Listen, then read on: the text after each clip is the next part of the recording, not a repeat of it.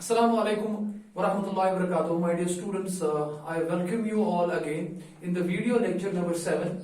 This lecture is for the class 12th. Previous lectures में हमने preparation of aldehydes and ketones जो है वो complete किया था और आज हम जो है उन्हीं aldehydes और ketones की जो preparation हमने सीखी है आज हम उसी के लिए जो है प्रैक्टिस करेंगे। आज मैंने कुछ एनसीईआरटी की कुछ एग्जाम्पल्स ली है और खासकर मैं उन बच्चों को यहाँ पे कह रहा हूं कि ध्यान देने के लिए जिनको अपकमिंग जो है नीट या जेईई एग्जामिनेशन में अपियर होना है। तो आज का लेक्चर जो है आज हम physical properties of aldehydes and ketones भी पढ़ेंगे, वो हम लेटर ऑन डिस्कस करेंगे। बट अभी के लिए फिलहाल हम कुछ एनसीईआरटी की जो बुक है, जो आपकी एनसीईआरटी की बुक है, उसमें कुछ एग्जांपल्स जो है which are based on the preparation of aldehydes and ketones हम उनको कंप्लीट करने की कोशिश करेंगे। तो चलिए students, let us do it. The example number first is ethane nitrile. एक कंपाउंड है, साइनाइड है, carbon number 1, carbon number 2, the compound is ethane. Carbon number 1, carbon 2 is eth, carbon sigma bond is ane and C triple bond N. Functional group, my dear students, जहां पे भी आपको दिखेगा, we call such compounds as nitriles. तो this is an ethane nitrile. मैंने यहां पे arrow दिखाया है कि रिएक्शन हो रही है और इथेन नाइट्राइल से आप इथेनॉल बना रहे हो। तो आप प्लीज प्रीवियस लेक्चर्स को रिकैप्चुलेट करके मुझे बताइए आप कैसे इथेन नाइट्राइल से इथेनॉल बना सकते हैं। इथेन नाइट्राइल से आपको इथेनॉल बनाना है माय डियर स्टूडेंट्स। तो व्हाट यू विल डू, आप थोड़ा रिकैप्चुलेट करो। आप क्या करोगे, नाइट्राइल से आप कैसे अल्डिहाइड्स प्रिपेयर करते हो, बिकॉज यहां पे नाइट्राइल ग्रुप है C triple bond N। My dear students look carefully, और यहां पे आपने CHO ग्रुप देखा है, इसका मतलब है अल्डिहाइड बन रहा है, आपका नाइट्राइल से अल्डिहाइड बन रहा है। तो बताइए हमारे दो तरीके हैं करने के, हम इसको दो तरीकों से कर सकते हैं। पहला मेथड जो कि मैंने वीडियो लेक्चर नंबर फर्स्ट में आपको पढ़ाया था, फर्स्ट मेथड जिससे आप इथेन नाइट्राइल को इथेनॉल बना सकते हो, that is my dear student Stephen's reduction. That is my dear student Stephen's reduction. आप सिटोफेन्स रिडक्शन करो इस कंपाउंड की, दैट इज नाइट्राइल की, आपका इथेनॉल बनेगा। तो सिटोफेन्स रिडक्शन में आपको पता है हम नाइट्राइल्स लेते थे और हम नाइट्राइल्स की रिएक्शन किसमें करते थे माय डियर स्टूडेंट्स, हम करते थे SnCl2 जो कि सिटानस क्लोराइड था और HCl के प्रेजेंस में हम इसको रिएक्शन करते थे। This reagent is known as Stephen's reagent. अगर आप इथेन नाइट्राइल को सिटोफेन्स रिडक्शन करते हैं यानी कि इसमें रिएक्शन करते हैं, सो माय डियर स्टूडेंट्स आपका जो प्रोडक्ट बनेगा वो अल्डिहाइड बनेगा, that is ethanol. That is the first method. And the second important method by which we can prepare ethanol from ethane nitrile, एक तो पहला मेथड ये है और दूसरा तरीका जो है अल्डिहाइड बनाने का, दैट इज आप इसकी my dear students double H के साथ रिएक्शन करा। आप डबल H वाला वीडियो लेक्चर कंप्लीट देख लीजिए और उसके बाद इसकी हाइड्रोलिसिस आपको करनी है माय डियर स्टूडेंट्स, तो आपका नाइट्राइल ग्रुप जो हो वो अल्डिहाइड ग्रुप में चेंज हो जाता है। आप डबल H पे पूरा वीडियो लेक्चर देख लीजिए माय डियर स्टूडेंट्स। मैंने आपको कहा है वहां पे आप नाइट्राइल्स को भी, कार्बोक्सिलिक एसिड्स को भी, एसिड क्लोराइड्स को भी, इवन एसिडोर्स को भी अगर आप कन्वर्ट कर सकते हो into corresponding aldehydes if you use the double H in the first step and in the second step you have to do the hydrolysis. तो my dear students there are two ways by which ethane nitrile can be converted into the corresponding aldehyde, that is ethanol. First is we can do it by the process of Stephen's reduction, and second if you do the reduction in presence of a very important reducing agent, that is double H, and followed by hydrolysis the corresponding aldehyde will be formed. This was example number first. तो चलिए ठीक है, अब हम example number second की तरफ जाते हैं माय डियर स्टूडेंट्स। तो बताइए मुझे यहां पे क्या है, यहां पे है साइक्लिक कंपाउंड है, साइक्लो है, और यहां पे आप OH ग्रुप देख रहे हो। जहां पे भी आपको OH ग्रुप दिखेगा वो अल्कोहल्स होते हैं, और इसका मतलब यहां पे क्या है, ये OH ग्रुप जो फंक्शनल ग्रुप है ये यहां के किस कार्बन के पे प्रेजेंट है, ये इस कार्बन पे प्रेजेंट है। ये कार्बन खुद कितने कार्बन से जुड़ा है माय डियर स्टूडेंट्स, दो कार्बन से जुड़ा है, देखिए एक यहां से एक कार्बन है और दूसरा कार्बन यहां से है, तो इसका मतलब है ये सेकेंडरी अल्कोहल है। लेकिन साइक्लिक फॉर्म है, उसको हम कहते हैं साइक्लोहेक्सेनॉल। आपको साइक्लोहेक्सेनॉल यानी कि अल्कोहल है आपके पास, सेकेंडरी अल्कोहल है आपके पास, आप उससे बना रहे हो साइक्लोहेक्सेनोन, यानी कि you are preparing ketone from an alcohol. तो क्या करेंगे आप, बताइए क्या करेंगे आप? तो आप इसकी जनरल फॉर्म में ऑक्सीडेशन करेंगे। आपको पता है जब ऑक्सीडेशन करते हैं, याद कीजिए, जब मैंने आपको ऑक्सीडेशन वाला जो वीडियो लेक्चर दिया है वहां पे मैंने आपको बताया, अगर आप प्राइमरी अल्कोहल लेंगे, प्राइमरी अल्कोहल की अगर आप ऑक्सीडेशन करते हो in presence of strong oxidising agent, तो डायरेक्टली आपको कार्बोक्सिलिक एसिड मिलेगा। लेकिन अगर आप ऑक्सीडेशन कर रहे हो in place of mild oxidising agents such as PCC, PDC, chromium trioxide in anhydrous medium, याद है आपको? तो वहां पे पार्शियल ऑक्सीडेशन होती है और वहां पे अल्डिहाइड बनता है। लेकिन मैंने आपको यह भी कहा दैट सेकेंडरी अल्कोहल्स जो होते हैं, जहां पे फंक्शनल ग्रुप OH प्रेजेंट होता है सेकेंडरी कार्बन एटम पे, आप सेकेंडरी अल्कोहल्स की ऑक्सीडेशन आप स्ट्रॉन्ग ऑक्सीडाइजिंग एजेंट्स में करो या माइल्ड ऑक्सीडाइजिंग एजेंट्स में करो, आपका जो फाइनल प्रोडक्ट है माय डियर स्टूडेंट्स वो कीटोन ही बनेगा। तो यहां पे क्या हो रहा है, यहां पे तो कीटोन ही बन रहा है, आपका सेकेंडरी अल्कोहल जो है हेक्सेनॉल, साइक्लोहेक्सेनॉल, वो आपको साइक्लोहेक्सेनोन दे रहा है, यानी कि आपका अल्कोहल से कीटोन बन रहा है। तो आपको सीधे कोई भी ऑक्सीडाइजिंग एजेंट यहां पर डालना है।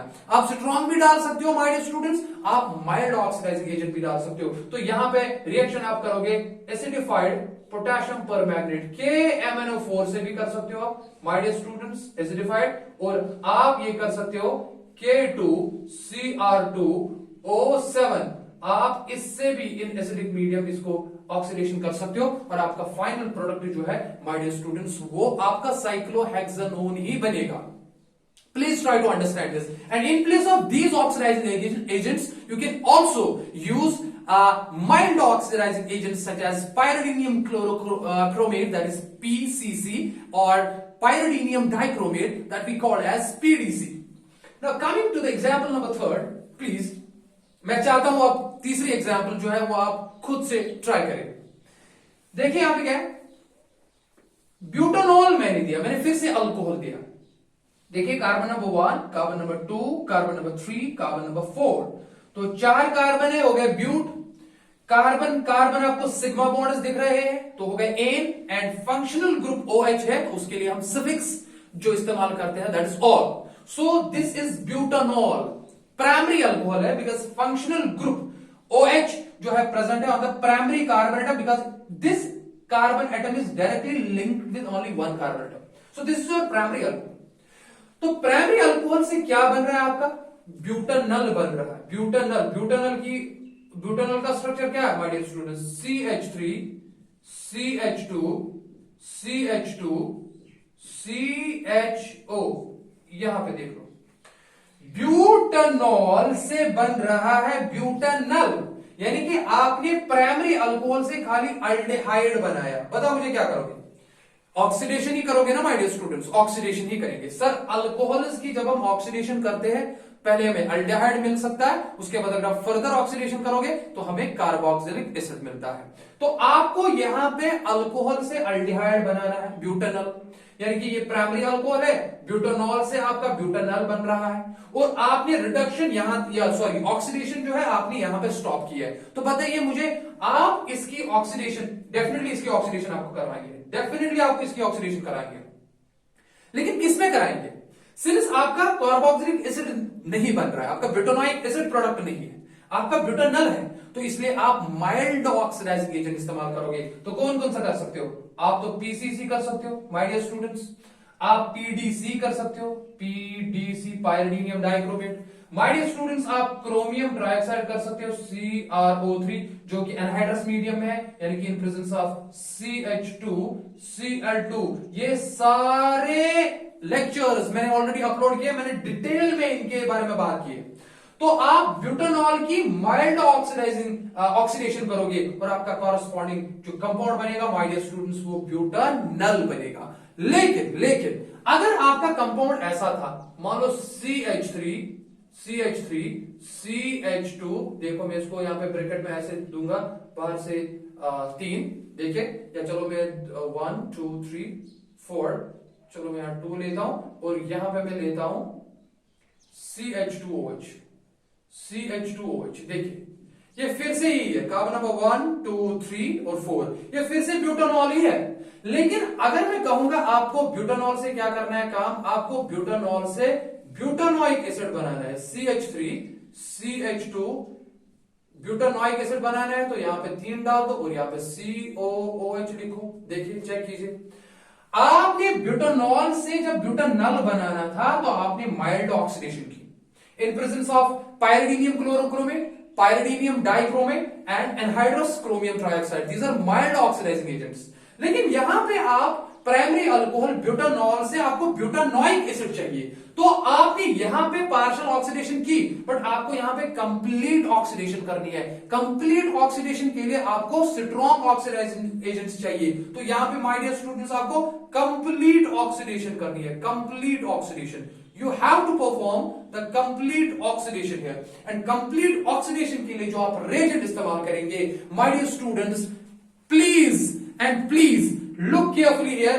The oxidizing agents used for the complete oxidation are acidified potassium dichromate, that is KMnO4। चलो मैं ये वाला पार्ट नीचे इरेज करता हूं, बिकॉज़ आपने लिखा होगा ब्यूटानॉल का।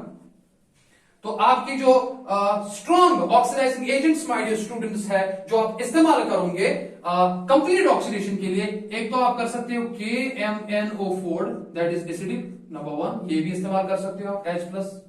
आप पोटेशियम डाइक्रोमेट भी इस्तेमाल कर सकते हो K2Cr2O7 that is acidified potassium dichromate, this is also strong oxidising agent. My dear students, आप क्रोमिक एसिड भी इस्तेमाल कर सकते हो H2CrO4 which we call as Jones reagent. ये बेसिकली जोन्स रिएजेंट इसी से फिर बनता है, which we call as Jones reagent. आप इससे भी कंप्लीट ऑक्सीडेशन करोगे प्राइमरी अल्कोहल की, वहां पे आप कार्बोक्सिलिक एसिड बनाओगे। और अगर आप क्रोमियम ट्राइऑक्साइड भी माय डियर स्टूडेंट्स इस्तेमाल करते हो, मीडियम आपका या तो एसिडिक है या तो वाटर है, तो तब भी आपकी 100% कंप्लीट ऑक्सीडेशन होगी और आपका फाइनल प्रोडक्ट जो है माय डियर स्टूडेंट्स वो कार्बोक्सिलिक एसिड ही बनेगा।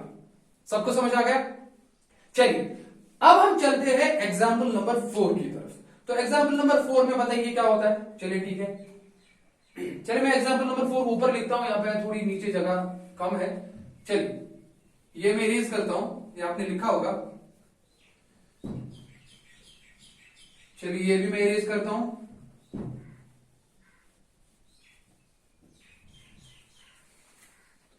सो माय डियर स्टूडेंट्स, आप मुझे बताइए एग्जाम्पल नंबर 4 है क्या। देखिए एग्जाम्पल नंबर 4 है CH3 single bond C triple bond CH। Triple bond carbon दिखा आपको तो ये अल्काइन है। अब कितने कार्बन है यहां पे 1 2 3, so this is your propyne my dear students. आपने प्रोपाइन की रिएक्शन करनी है, आपको बताना है किस रिएजेंट में करेंगे। आपका जो बन रहा है आपका अल्काइन से कीटोन बन रहा है। चेक कीजिए, ये आपका अल्काइन है, ये आपका अल्काइन है, आपको बनाना है कीटोन। देखिए एसीटोन बन रहा है। तो माय डियर स्टूडेंट्स आप क्या करेंगे, इस रिएक्शन को फिर से ऊपर लिखता हूं जैसे। तो आप क्या करेंगे, आपको ये रिएक्शन जो है, ये रिएक्शन जो है माय डियर स्टूडेंट्स, आपको ये रिएक्शन किस रिएजेंट में करनी है। चलिए जब तक मैं इसको फिर से लिखता हूं आप तब तक रिकैप्चुलेट करो कि क्या करोगे आपको इथाइन से एसीटोन बनाना है CH3 C double bond O CH3। My dear students, tell me that which reagent you are going to use to change, to convert alkyne that is propyne into the corresponding ketone that is acetone. What you will do? अगर आपको याद होगा, what we will do, we will perform its reaction with water in presence of mercuric sulphate as a catalyst. जब मैंने आपको hydration of alkynes पढ़ाया तो यहां पे रिएक्शन करनी है माय डियर स्टूडेंट्स आपको वाटर के साथ in presence of HgSO4 as a catalyst. आप चेक कीजिए प्रीवियस वीडियो। तो मैं जल्दी जल्दी बताता हूं आप क्या करोगे। सिंस यहां पे एडिशन जो होगा वो मार्कोविन कोज एडिशन होगा, मार्कोविन कोव्स रूल के हिसाब से होगा। तो वाटर में आपको एक तो H+ मिलेगा और OH- मिलेगा। तो OH- जो है वो आप उस वाले कार्बन को दोगे, ट्रिपल बॉन्डेड कार्बन में से उस कार्बन को दोगे जहां पे हाइड्रोजन कम है बिल्कुल मार्कोव कोएफिशिएंट ये बताता है कि negative part of reagent goes to that carbon of the carbon multiple bond which contains less number of hydrogen atoms. तो H2O में से जो आपके पास H प्लस है और OH माइनस है तो उसका नेगेटिव पार्ट OH माइनस हुआ। वो ट्रिपल बॉन्डेड कार्बन में से आप उस कार्बन को दोगे जहां पे हाइड्रोजन कम है। तो माय डियर स्टूडेंट्स यहाँ पे हाइड्रोजन एक है, यहाँ पे हाइड्रोजन कोई नहीं है, तो इसका मतलब एक कमी यही पे है। तो OH इसको दे दो और H इसको दे दो, लेकिन उस दौरान आपको क्या करना है, एक पाई बॉन्ड ब्रेक करना है। तो बताओ क्या बनेगा वहां पे ये बनेगा CH3C। देखो अब यहाँ पे क्या, अगर इस कार्बन को आपको OH देना है तो मैंने OH दे दिया, चलो मैं ऐसे लिखूंगा। अब ट्रिपल बॉन्ड हो गया चेंज टू डबल बॉन्ड, इस कार्बन के साथ ये H प्लस जाएगा तो बन गया CH2। अब यहाँ पे क्या बना माय डियर स्टूडेंट्स, ये इनॉल बना। मैंने ये चीजें डिस्कस किया आपको। जब इनॉल बना तो इनॉल्स आर कंपैरेटिवली अनस्टेबल। सो यहाँ पे क्या होगा माय डियर स्टूडेंट्स, यहाँ पे टॉटोमेराइजेशन होगा, टॉटोमेराइजेशन होगा। यहां पे माय डियर स्टूडेंट्स टॉटोमेराइजेशन होगा। जब टॉटोमेराइजेशन होगा तो यहां पे इंटरनल ट्रांसफर हो जाएगा और आपका देखो क्या बन गया CH3, तो यहां से आई देखो CH3C। अब कार्बन ऑक्सीजन के बीच में आपका डबल बॉन्ड आ गया एंड सिंगल बॉन्ड, ये डबल बॉन्ड ब्रेक हुआ, वहां पे सिंगल बॉन्ड बना और ये H इसके साथ जाके वहां पे बन जाएगा CH3 और आपका कॉरस्पॉन्डिंग कंपाउंड जो है वो एस्टोन बन गया। तो अगर आपके पास इथाइन है या प्रोपाइन है, प्रोपाइन यानी कि अल्काइन जनरल कोई भी, आपको कॉरस्पॉन्डिंग वहां पे जैसे कि मैंने प्रोपाइन लिया तो प्रोपाइन से स्टोन बना, तो you have to perform the reaction with water in presence of mercuric sulphate as a catalyst. So this is basically the hydration of alkyne and the addition takes place according to Markovnikov's rule. Now there is reaction number 5 here. तो before कि मैं आपको ये reaction number 5 दिखाऊंगा, मैंने actually ये preparation method में नहीं दिखाई, लेकिन मैं आपको ये रिएक्शन ही अलग से दिखाऊंगा। तो मैं आपको इसमें बताऊंगा बिकॉज इस पे भी क्वेश्चन आ सकते हैं। तो उसके बाद हम physical properties of aldehydes and ketones जो है वो डिस्कस करेंगे। सो माय डियर स्टूडेंट्स, कुछ और एग्जाम्पल जो है यहाँ पे, हालांकि ये आप प्रिपरेशन के हिसाब से भी ले सकते हो, it's just like a preparation method also, जो कि एग्जामिनेशन में पूछे जा चुके हैं, पूछे जा सकते हैं, तो प्लीज इन पे ध्यान दो। मैंने यहां पे टॉलिन लिया है, बेंजीन रिंग के साथ CH3 ग्रुप है। इनफैक्ट मैंने तीनों बारी जो है वो टॉलिन ही लिया है, मैं यहां पे लिख सकता हूं। मैंने 3 रिएक्शन आपको दिखाई, reaction number 1, reaction number 2, reaction number 3। देखिए यहां पे टॉलिन को अगर आप क्रोमाइल क्लोराइड के साथ, इसको कहते हैं क्रोमाइल क्लोराइड CrO2Cl2, और अगर आप मीडियम लोगे नॉन पोलर, आप CS2 भी लिख सकते हो, कार्बन डाइसल्फाइड, एंड CH2Cl2, इसको कहते हैं डाइक्लोरोमीथेन। तो ये जो है मीडियम जो है ये नॉन पोलर मीडियम है, non polar medium is non polar. And chromyl chloride याद रखिए आप, क्रोमाइल क्लोराइड में यहां पे लिखता हूं, ये यहां पे CrO2Cl2, इसको कहते हैं chromyl chloride. My dear students याद रखो, इसको कहते हैं chromyl chloride, and chromyl chloride is a mild oxidising agent. ये भी माइल्ड ऑक्सीडाइजिंग एजेंट यानी कि ऑक्सीडाइजिंग एजेंट है। तो आप क्या करोगे, अगर आपने टॉलिन लिया तो टॉलिन की आपने माइल्ड ऑक्सीडेशन कराई, पार्शियल ऑक्सीडेशन कराई in presence of chromyl chloride as oxidising agent, but medium non polar है, तो वहां पे आपको सिंपली क्या करना है, 2H जो है वो बाहर ले जाने आपने यहां पे, और यहां पे जो है ये ग्रुप 2 बार ही आता है, OHCl2, ये बिल्कुल यहां से निकलता है, इसका मैकेनिज्म भी बात सकता है, फ्री रेडिकल मैकेनिज्म से जाता है। तो मैकेनिज्म में आप अभी नहीं जाओ, लंबा खींचेगा, आप बस याद रखो बिकॉज आपको प्रोडक्ट बनानी है एग्जामिनेशन में। तो 2H आपने यहां से बाहर निकाले, इसलिए आपने 2 नए ग्रुप डाले जिसमें क्रोमियम, तो मैंने इसको लिखा है कि क्रोमियम का कॉम्प्लेक्स बन गया। उसके बाद आपको खाली वाटर से इसकी हाइड्रोलिसिस करनी है, तो यहां से 2 OH ग्रुप्स आएंगे माय डियर स्टूडेंट्स। देखो जब आप हाइड्रोलिसिस करोगे तो यहां पे ये ग्रुप जो है बाहर निकलेगा, ये और ये बाहर निकलेगा, यहां पे 2 OH ग्रुप्स जुड़ेंगे यहां पे, और सिंस एक ही कार्बन पे 2 हाइड्रोक्सिल ग्रुप्स जब होते हैं वो अनस्टेबल होते हैं, तो वहां पे रिमूवल ऑफ वाटर भी आप कर सकते हो, यहाँ पे डिफरेंट प्रोडक्ट भी आ सकता है और आपका जो है बेंजल्डिहाइड प्रोडक्ट बन जाएगा। तो याद रखे, अगर आपको टॉलिन से यानी कि आपने इस ग्रुप को ऑक्सीडाइज करवाया, इस CH3 को आपने टॉलिन से आपने बेंजल्डिहाइड बनाना है, तो आप ये रिएक्शन भी कर सकते हो।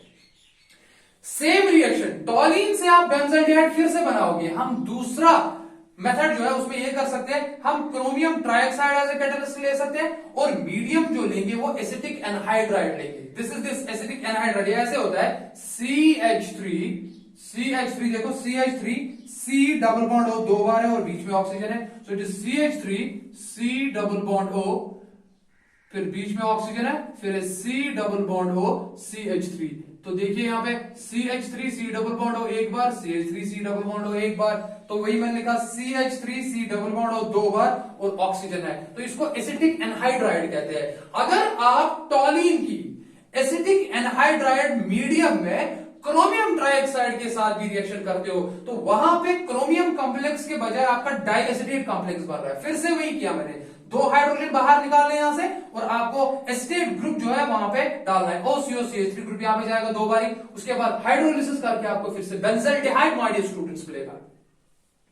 एंड द थर्ड रिएक्शन जिससे आप टॉलिन से डायरेक्ट बेंजल्डिहाइड बना सकते हो उसको कहते हैं हम side chain chlorination.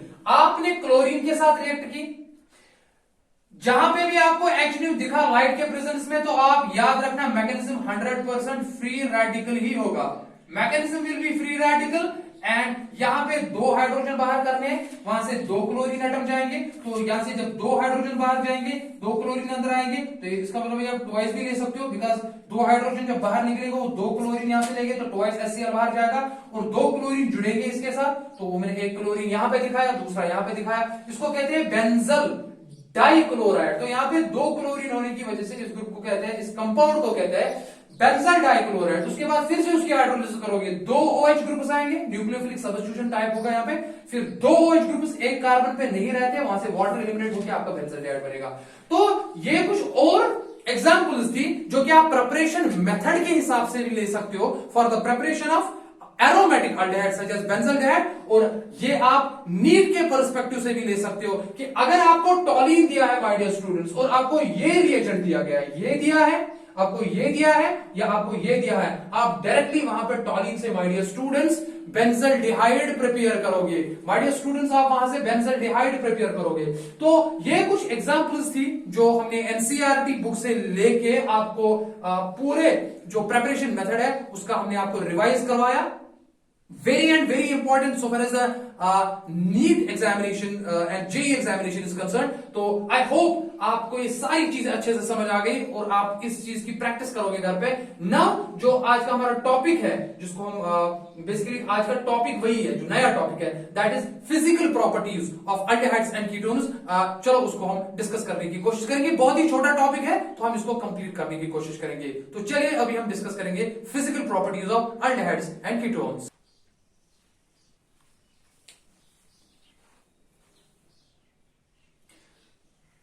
So my dear students, now we are going to discuss the physical properties of aldehydes and ketones। Physical properties जो ये टॉपिक है बहुत ही छोटा है और इसमें कभी कभी क्वेश्चन पूछा जा सकता है, जैसे ट्रेंड होता है, बॉइलिंग पॉइंट किसका क्या ज्यादा है, क्यों है, तो उस पर क्वेश्चन यूजुअली आते हैं। अदरवाइज ये बहुत ही छोटा टॉपिक है तो मैं इसको कंक्लूड करने की कोशिश करूंगा इस लेक्चर में। तो पहली बात है, पहली फिजिकल प्रॉपर्टी जो हम डिस्कस करने जा रहे हैं वो है फिजिकल स्टेट, यानी कि अल्डिहाइड्स और कीटोन जो है किस फॉर्म में एग्जिस्ट करते हैं। तो उसके लिए मैं आपको पहले बता दूं, अल्डिहाइड्स में पहला मेंबर जो कि मेथनल है और दूसरा मेंबर जो कि इथेनॉल है। Methanal is the only member of aldehydes and ketones which exists in the form of gas. ये गैस फॉर्म है जिसको आप फॉर्मल्डिहाइड भी कहते हो। So formaldehyde is in the gaseous form. और दूसरा मेंबर जो अल्डिहाइड का है जिसको आप इथेनॉल कहते हैं वो लिक्विड फॉर्म में है और of course that is volatile form. और एसीटोन जो इसमें है, एसीटोन जो आप एज ऑर्गेनिक सॉल्वेंट इस्तेमाल करते हो, जिसको आप डाइमिथाइल कीटोन भी कहते हो माय डियर स्टूडेंट्स, तो वो भी लिक्विड फॉर्म में है, लेकिन इनका वोलेटाइल नेचर होता है। वोलेटाइल नेचर अगर आप इनको फ्री फॉर्म में रखोगे, आप मतलब किसी कंटेनर में रखोगे और उस पर आप ढक्कन नहीं रखोगे, तो ये एटमॉस्फेयर में जो है विंड की वजह से, टेम्परेचर की वजह से जो है इवोपरेट हो जाता है, तो उनको हम कहते हैं वोलेटाइल नेचर, लेकिन लिक्विड फॉर्म में।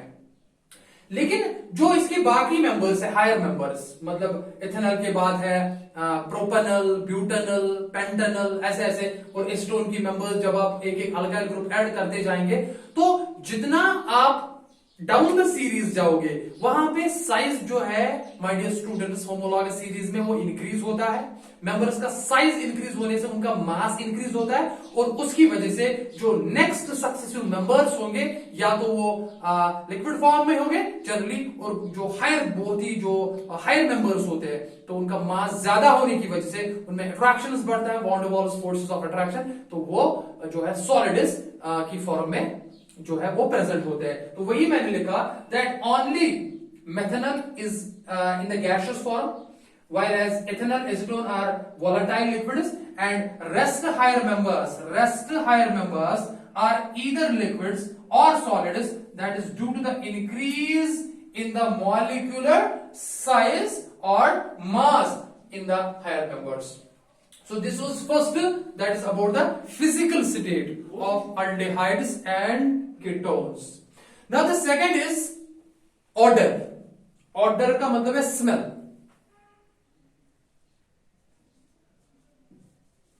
ऑर्डर का मतलब है इनकी स्मेल क्या है, स्मेल क्या है इनकी, तो आप ये याद रखेंगे जो अल्डेहाइड्स एंड कीटोन्स में लोअर मेंबर्स होते हैं, जैसे फॉर्मल्डिहाइड है, इथेनॉल है, तो लोअर मेंबर्स की my dear students pungent smell है। पंजेंट मींस यूजुअली आप उसको बर्दाश्त नहीं कर पाओगे, तो बहुत ही अजीब स्मेल होती है लोअर मेंबर्स की। लेकिन जो हायर मेंबर्स होते हैं माय डियर स्टूडेंट्स, उनकी स्मेल जो होती है वो फ्रेग्रेंट होती है, उनकी फ्रेग्रेंस होती है, उनकी स्वीट स्मेल होती है। और यही रीजन है कि अल्डेहाइड्स एंड कीटोन्स को my dear students as flavouring agents भी इस्तेमाल करते हैं और हम इनको परफ्यूम्स में भी इस्तेमाल करते हैं, यानी कि परफ्यूम्स जो होते हैं, फ्लेवरिंग एजेंट जो है, उनमें हम higher members of aldehydes and ketones को इस्तेमाल करते हैं। तो this were the physical properties. फिलहाल मैंने पहला फिजिकल स्टेट बताया आपको जो आप याद रखेंगे, एंड सेकंड मैंने आपको फिलहाल ऑर्डर के बारे में बताया।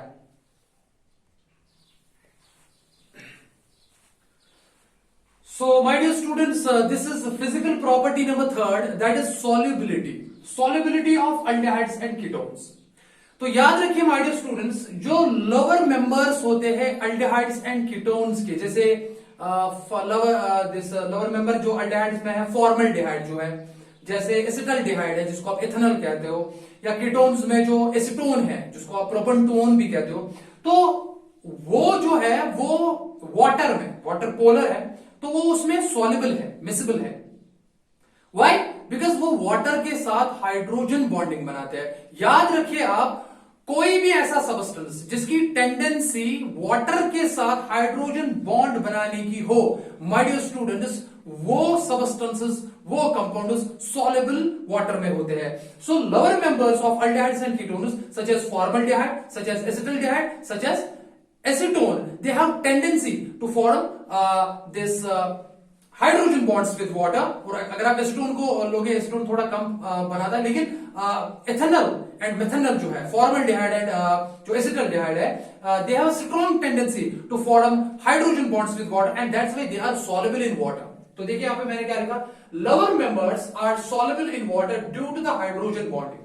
हाइड्रोजन बॉन्डिंग होने की वजह से ये पानी में सॉल्युबिलिटी दिखाते हैं। देखिए मैंने यहां पे एग्जांपल लिया एसिटल्डिहाइड, देखिए CH3CH डबल बॉन्ड हो, और मैंने एक और यहां से एक और मॉलिक्यूल लिया CH3CH डबल बॉन्ड हो, और मैंने बीच में वाटर रखा आपको ये दिखाने के लिए कि एसिटल्डिहाइड मॉलिक्यूल जो है ये वाटर के साथ हाइड्रोजन बॉन्डिंग दिखाते हैं। देखिए यहां पे ऑक्सीजन की इलेक्ट्रोनेगेटिविटी कार्बन से ज्यादा है, तो जाहिर सी बात है ऑक्सीजन पर डेल्टा नेगेटिव चार्ज आएगा और कार्बन पर डेल्टा पॉजिटिव चार्ज आएगा। और वाटर में आपको पता ही है ऑक्सीजन डेल्टा नेगेटिव है और हाइड्रोजन पर डेल्टा पॉजिटिव आएगा, तो दो कंडीशंस मेट हो गई, यानी कि एक कंपाउंड पे आपको highly electronegative atom such as oxygen है और दूसरा जो है हाइड्रोजन, जो कि आपको चाहिए हाइड्रोजन बॉन्ड बनाने के लिए। तो दैट्स व्हाई मैंने यहां पे हाइड्रोजन बॉन्ड दिखाया और मैंने यहां पे भी हाइड्रोजन बॉन्ड दिखाया। तो इस हाइड्रोजन बॉन्डिंग की वजह से देखो यहां से एक और जो है आप वाटर मॉलिक्यूल जोड़ सकते हो, तो इस एक्सटेंसिव स्ट्रक्चर की वजह से जो है these lower members of aldehydes जो होते हैं they are soluble in water and the reason is the hydrogen bonding. लेकिन अगर आप हायर मेंबर्स का माय डियर स्टूडेंट्स देखोगे, उनका जो ही अल्काइल पार्ट, हाइड्रोकार्बन पार्ट जितना ही वो बढ़ेगा, इंक्रीज हो जाएगा, तो वहां पे पोलर कैरेक्टर जो होता है, देखिए अल्डिहाइड्स एंड कीटोन्स में, मैं केमिकल रिएक्शंस में जब वो स्टार्ट करूंगा तो उस टाइम में आपको स्ट्रक्चर ऑफ कार्बोनिल ग्रुप जो है वो बताऊंगा, लेकिन याद रखिए इस कार्बन ऑक्सीजन बॉन्ड की वजह से, जिसको कार्बोनिल ग्रुप कहते हैं, और due to electronegativity difference between oxygen and carbon atom, this group is polar and that is why lower members show a good polar character. but जो higher members होते हैं, उनका जो ही अल्काइल पार्ट, अल्काइल चेन जब उनकी बढ़ जाती है तो उनका नॉन पोलर पार्ट बढ़ जाता है, because alkyl groups are non polar in nature. तो जो ही उनका नॉन पोलर वाला पार्ट बढ़ने लगता है, बढ़ने लगता है, बढ़ने लगता है, माय डियर स्टूडेंट्स, उनका पोलर कैरेक्टर कम कम होने लगता है. इसीलिए आप देखोगे हायर मेंबर्स जो होते हैं अल्डिहाइड्स एंड कीटोन्स के, they are not soluble in water because of the increasing in the nature of alkyl group which has the non-polar nature, and due to this non-polar nature it cannot have an affinity with the polar solvent like water. However, these higher members of aldehydes and ketones can effectively get solubilized in non-polar solvents such as benzene, such as carbon tetrachloride, such as carbon disulfide, because those are non-polar solvents. Those are also called as organic solvents. The reason being is that I have mentioned the point number 2, that higher members are soluble in non-polar solvents but not in water. Why? Such as benzene, carbon disulfide, methanol, this is carbon tetrachloride, this is dichloromethane. These are the non-polar solvents. These are known as organic solvents. And the reason being is that in the higher members of aldehydes and ketones, when the increasing nature of alkyl group, यानी कि जब alkyl group का nature जो है, जब इसका size बढ़ जाता है, तो there is a decrease in its polar character. उसका पोलर कैरेक्टर ओवरऑल मॉलिक्यूल का कम होने लगता है, यानी उसका नॉन पोलर कैरेक्टर इंक्रीज होने लगता है. तो जो ही उसका नॉन पोलर कैरेक्टर इंक्रीज होने लगता है, माय डियर स्टूडेंट्स, ये ज्यादा टेंडेंसी जो है ये नॉन पोलर सॉल्वेंट्स में ही जो है अपने आप को सॉल्युबलाइज करने के लिए जो दिखाता है. That's why I will again repeat this point. So far as the solubility is concerned, the lower members of aldehydes and ketones, they are extensively soluble in the polar solvent like water. The reason is due to the hydrogen bonding. However, in case of higher members of aldehydes and ketones, they are not soluble in polar solvent such as water. That means that they have a less polar character, because there is a general solubility rule, that is like dissolves like. Polar substances are soluble in polar solvents and non-polar substances are soluble in non-polar solvents. That means that polar substances cannot be solubilized in non-polar solvents and vice versa. That means non-polar substances cannot be solubilized in polar solvents. So reason being here in the second point, that due to the increasing nature of alkyl group, their non-polar character increases. When their non-polar character increases, they don't show the tendency to get solubilized in the water. However, they show solubilization. However, they get solubilized in non-polar solvents such as benzene, such as carbon disulfide, such as methanol, such as dichloromethane, and that's why the solubility pattern is this. So my dear students, this is the physical property number 4, जो कि हम last physical property पढ़ने जा रहे हैं. लेकिन NEET perspective के हिसाब से मैं आपको बता दूं, नीट पर्सपेक्टिव और जेई पर्सपेक्टिव के हिसाब से this physical property is very very important. Boiling point जो अल्डेहाइड्स एंड कीटोन्स का होता है वो क्या होता है, और इसमें क्या यहां पे वेरिएशन है, किस हिसाब से क्वेश्चन पूछा जा सकता है. याद रखिए मैंने यहां पे क्या लिखा, boiling points of aldehydes and ketones is larger than ethers and hydrocarbons of comparable molecular mass. कहने का क्या मतलब है, कहने का मतलब यह है that अगर आप अल्डेहाइड लेते हो या कीटोन लेते हो और उसका मान लो मास है लेट्स सपोज 100 आपने कोई अल्डेहाइड लिया, कीटोन लिया, उसका मास जो है वो 100 है, और आपने यहां से ईथर लिया कोई या हाइड्रोकार्बन लिया, मतलब नॉन पोलर जो सैचुरेटेड हाइड्रोकार्बन या अनसैचुरेटेड भी ले सकते हो, जिसका मास जो है मान लो 98 है, 102 है, 101 है या 100 के अराउंड है, यानी कि मास कंपेरेबल है. अब यहां पे देखा गया है कि बॉइलिंग पॉइंट क्या है. बॉइलिंग पॉइंट क्या होता है, is a temperature at which the vapor pressure of the substance that liquid becomes equal to the atmospheric pressure, या layman language में हम कहते हैं the temperature at which the liquid starts boiling. तो यहां पे हम देखते हैं कि जब तीन डिफरेंट सबस्टेंसेस लिए जाते हैं, मान लो एक में आपने अल्डेहाइड कीटोन लिया, दूसरे कंटेनर में मान लो आपने ईथर लिया, और तीसरे में मान लो आपने हाइड्रोकार्बन लिया, और तीनों का जो मॉलिक्यूलर मास है मान लो वो कंपेरेबल है, ज्यादा डिफरेंस नहीं है, ऑलमोस्ट इक्वल है. तो जब आप सपोज हीट करोगे या कुछ, आप देखोगे बॉइलिंग पॉइंट अल्डेहाइड्स का और कीटोन्स का ज्यादा है, उसके बाद इथर्स का है, और सबसे कम इन तीन में से सबसे कम बॉइलिंग पॉइंट जो है माय डियर स्टूडेंट्स वो है हाइड्रोकार्बन का. ऐसा क्यों है? देखा, आपको पता है अल्डेहाइड्स एंड कीटोन्स में कार्बोनिल ग्रुप है, C double bond O group, जो मैंने आपको कहा C double bond O group. ये C double bond O group जो है, देखिए यहां पे अल्डेहाइड हो या कीटोन हो, उसमें क्या होता है, उसमें ये carbon highly electronegative oxygen atom के साथ जुड़ा है. इसकी ज्यादा इलेक्ट्रोनेगेटिविटी होने की वजह से बॉन्डेड इलेक्ट्रॉन्स ऑक्सीजन की तरफ ज्यादा होते हैं, उसकी वजह से इस पे डेल्टा नेगेटिव आ जाता है और कार्बन पे डेल्टा पॉजिटिव चार्ज आता है. यानी कि इस ग्रुप को हम कहते हैं पोलर, बिकॉज चार्ज आ गया. आप देख सकते हो कार्बोनिल ग्रुप इसको कहते हैं, carbonyl group my dear students इसको कहते हैं. तो अल्डेहाइड्स एंड कीटोन्स में ये ग्रुप प्रेजेंट है, यानी कि वहां पे इसको आप ऐसे भी कह सकते हो, यहां पे दो पोल्स क्रिएट हो रहे हैं, इसको आप माय डियर स्टूडेंट्स डाइपोल भी कह सकते हो, डाइपोल ऑफ टू पोलैरिटी.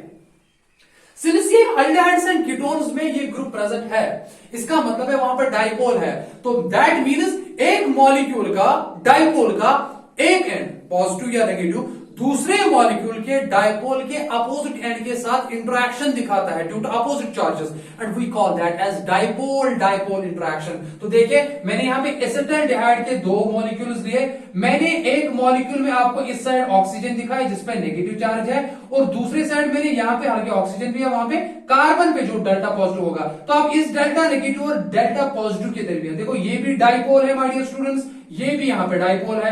अब डाइपोल और डाइपोल के दरमियान, एक डाइपोल और दूसरे डाइपोल के दरमियान opposite delta negative and delta positive charges के दरमियान इंटरेक्शन हो रहा है. This is not hydrogen bond, this is not hydrogen bond, this is called as simply dipole और डाइपोल इंटरेक्ट कर रहा है, this is called as dipole dipole interaction.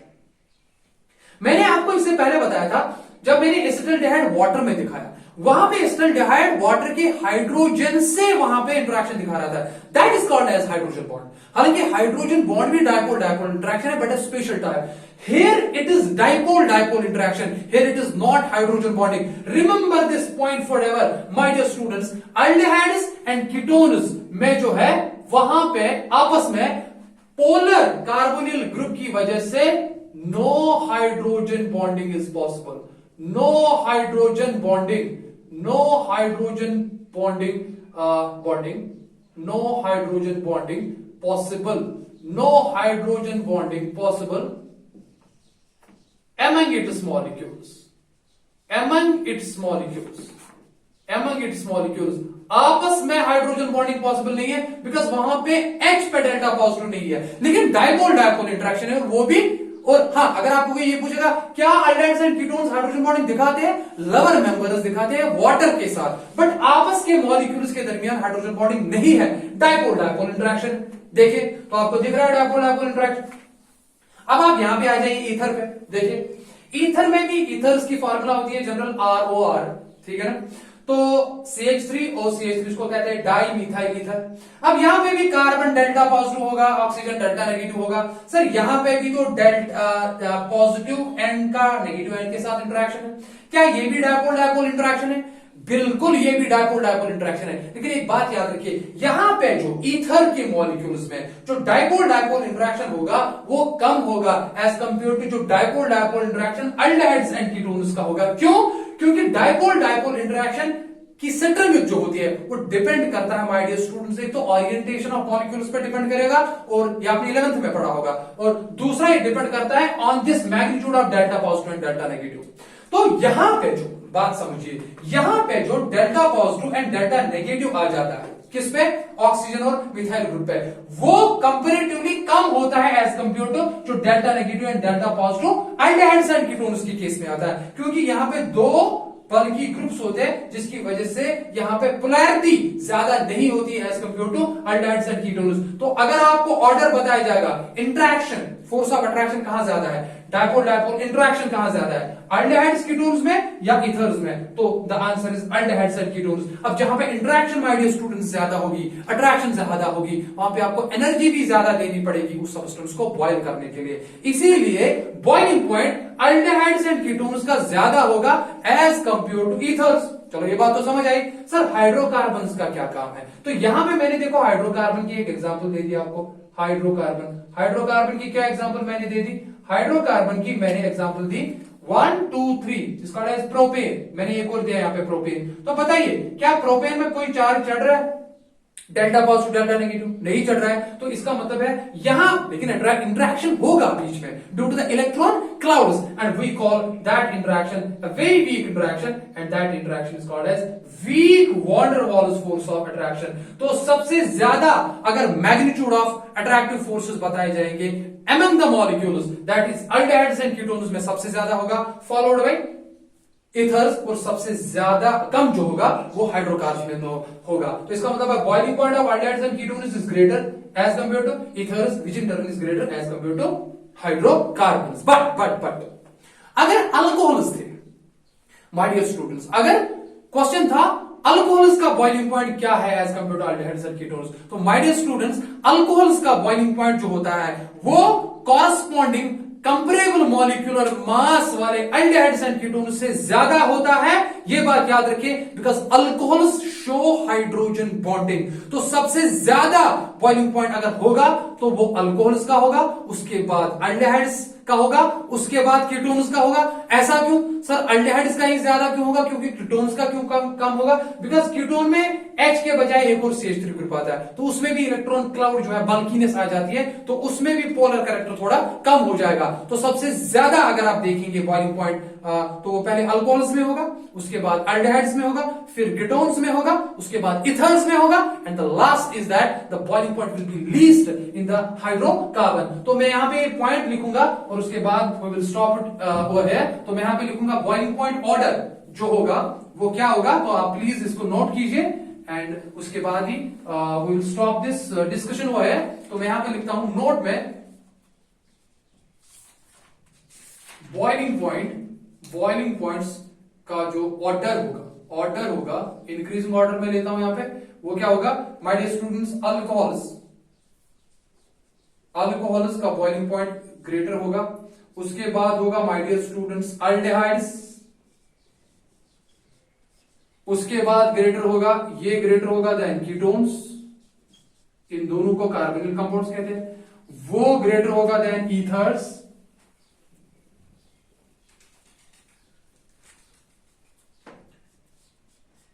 इनका ग्रेटर होगा ईथर्स, और इनमें से सबसे कम होगा वो होगा हाइड्रोकार्बन्स। डियर स्टूडेंट सबसे कम जो इनमें होगा वो होगा हाइड्रोकार्बन्स। प्लीज इस चीज को आप ध्यान में रखें, सबसे कम इनमें होगा हाइड्रोकार्बन्स का।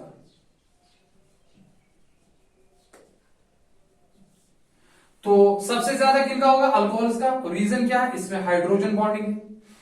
उसके बाद अल्डिहाइड्स का, उसके बाद कीटोन्स का, उसके बाद इथर्स का, और उसके बाद हाइड्रोकार्बन्स का। मैं फिर से कह रहा हूं रीजन क्या है सर? अल्कोहल्स में हाइड्रोजन बॉन्डिंग होती है। दूसरी बात, अल्डिहाइड्स कीटोन्स में दोनों में डायपोल डायपोल इंटरेक्शन है, लेकिन डायपोल डायपोल इंटरेक्शन अल्डिहाइड्स में ज्यादा होगी दैन कीटोन्स, बिकॉज अल्डिहाइड्स में कीटोन्स से CH3 ग्रुप या अल्काइल ग्रुप के बजाय वहां पे हाइड्रोजन होता है। और उसके बाद इथर्स का होगा डायपोल डायपोल इंटरेक्शन, यहां पे भी है मगर बहुत कम है, और यहां पे कोई डायपोल डायपोल इंटरेक्शन नहीं है। So my dear students, this was all about the video lecture number 7. We have done certain NCERT examples as on the so far as the NEET and JEE examination is concerned, and बहुत ही important थी वो. And second we have discussed the physical properties of aldehydes and ketones, and inshallah जो next video lecture number 8 होगा, that is a very important, the most important section अब start होने जा रहा है, that is the chemical properties of aldehydes and ketones. तो please and please सारे video lectures को देख लीजिए एंड अच्छे से प्रैक्टिस कीजिए. तो मिलते हैं इंशाल्लाह वीडियो लेक्चर नंबर 8 में. टिल देन, फी अमानिल्लाह, अस्सलाम वालेकुम.